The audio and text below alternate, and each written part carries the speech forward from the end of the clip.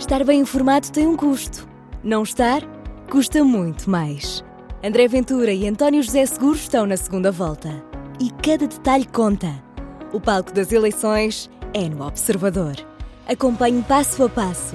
Assine hoje o Observador e garanta acesso a todos os artigos, agora com 40 € de desconto. Saiba tudo em observador.pt.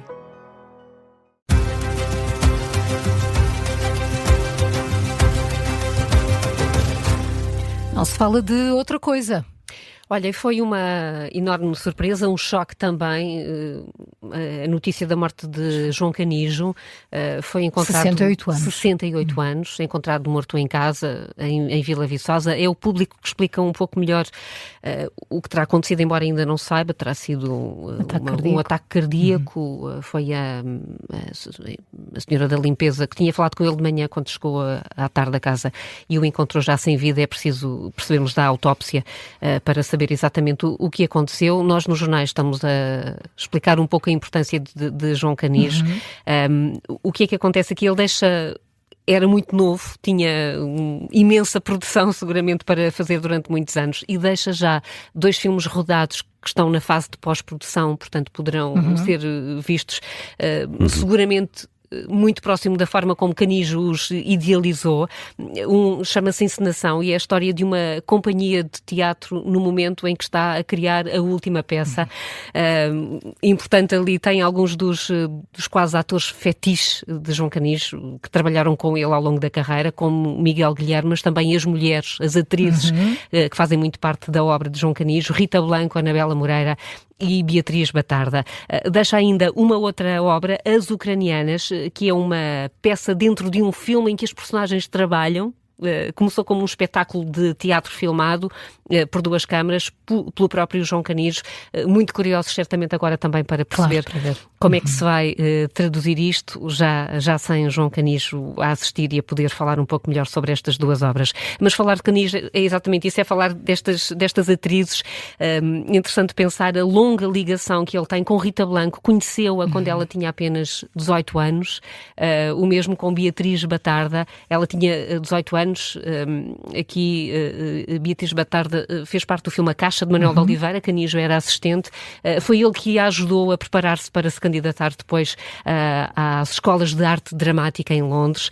Um outro caso também é de Anabela Moreira, tinha 26 anos, já um pouco mais velha quando se conheceram, mas a partir daí toda a criação andou à volta destas mulheres. A Rita Blanco disse sobre o filme Mal Viver que o filme foi muito duro, foi aquela personagem que a deixou muito zangada com o mundo, mas que foi o melhor trabalho da vida dela, que a ajudou a superar, como nunca antes. Esteve com ele creio que mesmo desde a primeira longa-metragem. Acho que a primeira longa-metragem, Filha da Mãe, é protagonizada pela Rita Blanco.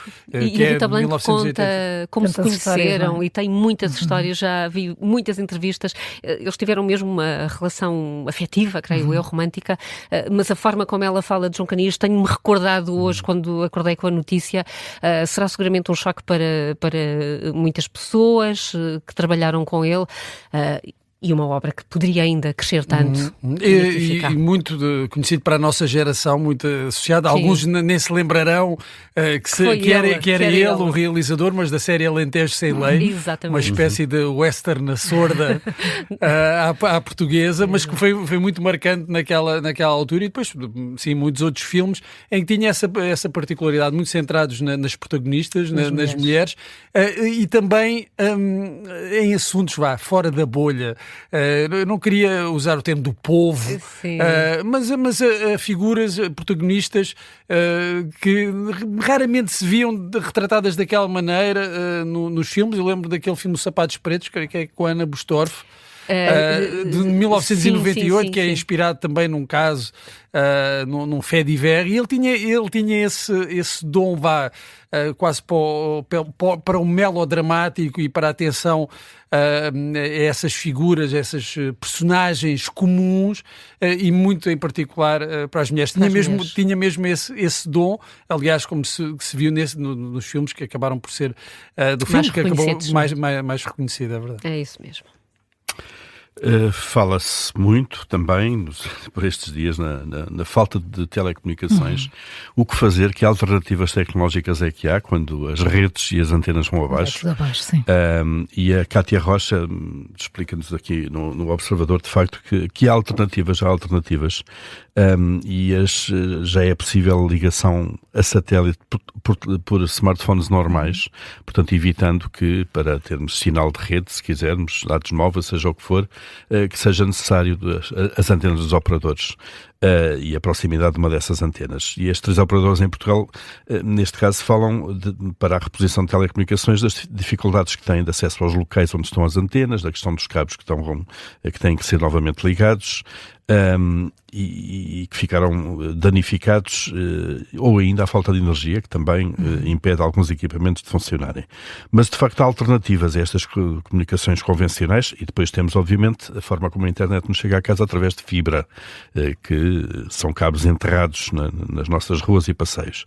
Mas a alternativa a estas comunicações convencionais, que podem ser usadas em momentos de emergência ou de crise, e neste caso é a comunicação por satélite, que pode funcionar através de uma tecnologia que se chama o D2D, o Direct to Device, portanto, direto ao aparelho, se quisermos.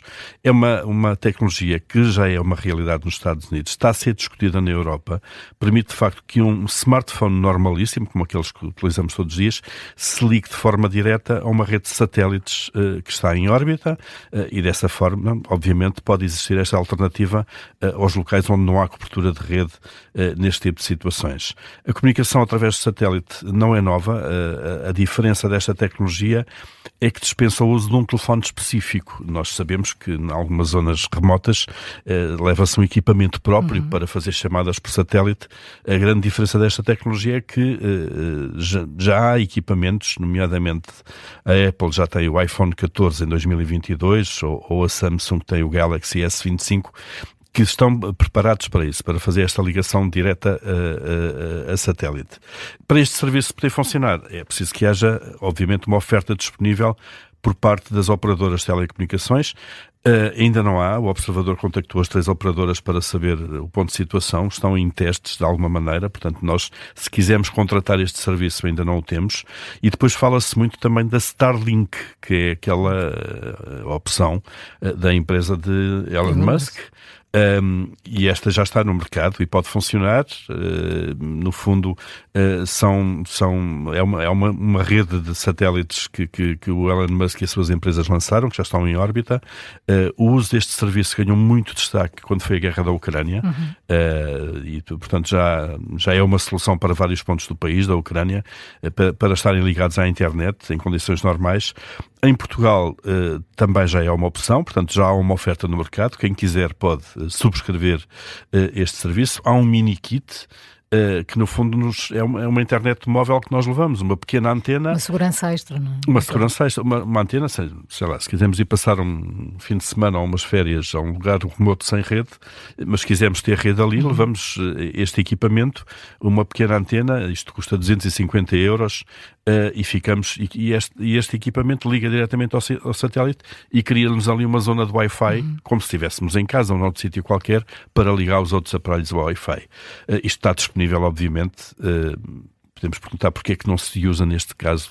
Bom, porque não se preveniu, não se comprou, não se contratou, sequer, não é? Ou não sabe, não é?